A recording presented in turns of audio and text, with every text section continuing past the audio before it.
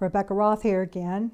And this time I want to talk to you about probably the most asked question that I've had people ask me, and probably one of the biggest questions I had about 9/11, and that is, what happened to the planes? If they didn't crash into the towers, which we know they didn't because they were on the phone. And in order to make those cell phone calls, those planes were on the ground.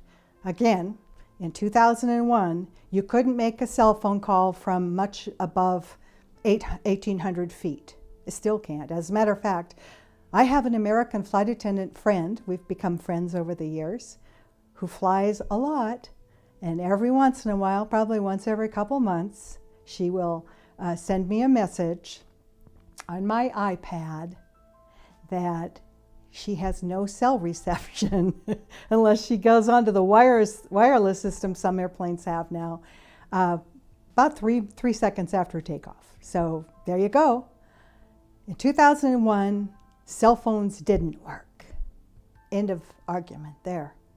I don't care who you think you are. I know for a fact they didn't. Okay. So we know that. That's how we know the planes had been landed. Not only do we have three solid eyewitnesses to the planes landing at Westover. We just know because of all of those things. We've talked about it in other videos. But back to the question, what happened to the plane and the passengers? Now, let me just say this as a warning to you. If you're squishy, if you can't handle the truth, because this is a tough one, but there's a story to it. You should probably click right out of this one right now if you don't want to know. Okay, I've told you from the very introduction, from the very start of dropping these videos on this channel. Not everybody can handle the truth, but that's what you're going to get. So this was a question I had, and I asked every pilot, every aviator, every military guy, every air traffic controller that ended up finding me after that Coast to Coast AM interview I did. And this was my question. What happened to the planes and the passengers? If nobody saw a plane, there was no plane crash at Shanksville, there was no sign of a plane crash, even from people that were in the Pentagon, next door to the Pentagon, what really happened? Where'd they go? So here's what collectively this group who joined me came up with.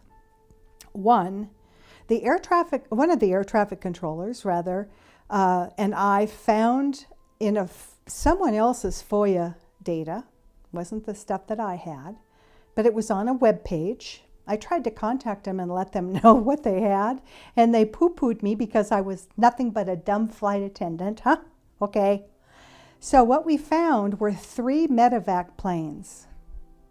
We know that because of the call signs and type of aircraft and stuff that came in the night of 9/11 into Andrews Air Force Base, 3 of them. So this guy also was not just an air traffic controller, but he'd spent time in Vietnam, Cambodia, and Laos. Yes, that special forces kind of stuff. And so he was very familiar with the amount of bodies that a DC-9 medevac aircraft would hold. So we quickly did a mathematics with the amount of people that they may have needed to dispose of. And it just happens to mesh with the math that he did, that likely the bodies were brought to Andrews. And it is everyone's understanding that those bodies were disposed of. Now, years after 9/11, you'll remember a finger was found, or some DNA or blood, or somebody's credit card, or a prayer card, or something else. Well, how easy would it be to just collect purses, wallets, jewelry, and that sort of thing, and plant that stuff? Well, pretty easy. Pretty easy. I mean, when I see that, I just think, planted, more garbage planted, because I know, because I've talked to 4 different people that saw the planes landing, okay? So And actually, there were more people than that contacted me. At first, I kind of blew it off, like, oh yeah, okay, well, they were right up the river, and they didn't really see exactly which aircraft it was because the sun was coming in at them. And so there's actually more eyewitnesses than I'm normally concerned with. But these are people I had really big conversations with. So I had a time frame, I had the flight plans, I kind of knew when they landed, because when the phone calls were made, we have all that information. So what we kind of decided was that the planes were likely taxied into those big hangars. If you go on Google, you can see the really large airplane hangars at Westover. And we know from people who were stationed there that the base had been evacuated before that morning. It was on a lockdown, and the reserves that were called up were denied to be able to come on the base for 2 or 3 days. Most of the ones I talked to couldn't remember if they were 2 days or 3, probably because they were partying, waiting for the base to back open. But it's kind of amazing. I'm assuming that since we have data on the medevac planes, that the people were likely, and this is something else, and again, I kind of found this reading books about the Mossad, in particular Gideon's Spies by Gordon Thomas, that a favorite way for the Mossad to get rid of people is using toxic nerve gas and toxic injections that could come up right behind people and inject them with something that makes it look like you die of a heart attack. That makes me think of Andrew Breitbart, but I digress. So you get my drift. It's in that book and in other books how you would do this. So let me just say that if unless you were a part of this scheme, everybody that wouldn't be saved would have been gassed. Once the airplane door is closed, they're airtight. That's why it works. So that gas kills most people in about 2 to 3 minutes. So that I know is an ugly story. I'm not sure that it's uglier than the government's story. That isn't true. But that's what we've collectively kind of come up with, is that chances are, and then as I read through methodologies of Mossad, and I'm assuming other intelligence agencies as well would use that, and it would need to be something very quick, and they're already in an airtight container. All you got to do is throw that can in there and shut the door, and then come and collect the bodies. So those 3 medevac planes came in, if I can remember correctly, close to 9 p.m., 10 o'clock at night. And so collectively, the people that were in the military and air traffic controllers said, well, they didn't need medevac planes. They weren't based at Westover. They were based in Illinois, I believe. They wouldn't need them for the Pentagon because they would have just put those people that were injured in ambulances, and they'd already been taken care of by 8, 9, 10 o'clock at night. So there's only one explanation that these gentlemen came up with, and who am I to argue? Made sense to me.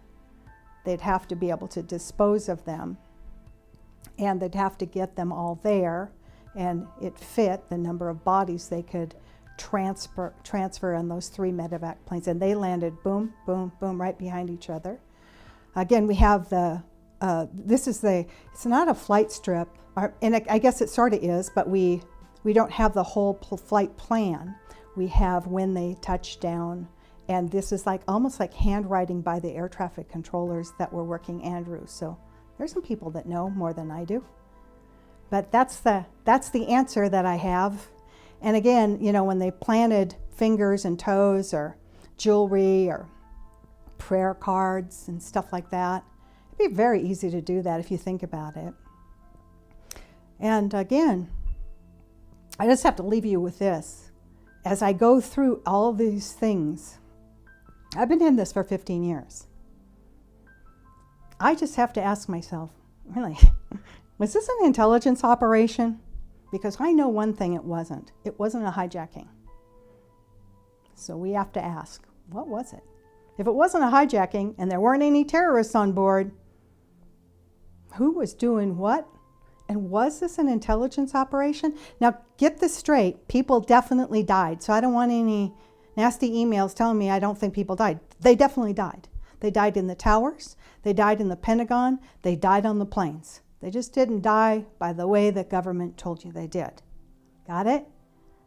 Yeah, it's a false flag, but people definitely die. There's no doubt about it. So that's the best I can come up with. And that's just not me. That's a collection of probably 24 people. That's the best we can come up with. We weren't there. There's no film available that we've all seen, any of us have seen. If somebody wants to deny it and come up with some film, bring it. Bring it on. I say bring it on. Bring me the film. Show me what really happened in those planes. Because, again, you just have to circle back to the one thing. And this was the driving thing for me. Because cell phones in 2001 did not work at cruise altitude, the planes had to have been landed. Now, once I found out where they'd landed at Westover, I did the Coast to Coast show, and I had all kinds of people come forward and say they listened to the show, or a friend of theirs did, and they knew they'd seen something, and they said, "You were right, I saw them, and it was exactly this time." So we meshed all that together, and then as the professional aviation people came forward, I shared everything that I got from eyewitnesses and people that had contacted me. So we put all this together using every piece of the 9/11 puzzle to answer the question, what happened to the planes and what happened to the passengers? I hope that answers that question for you.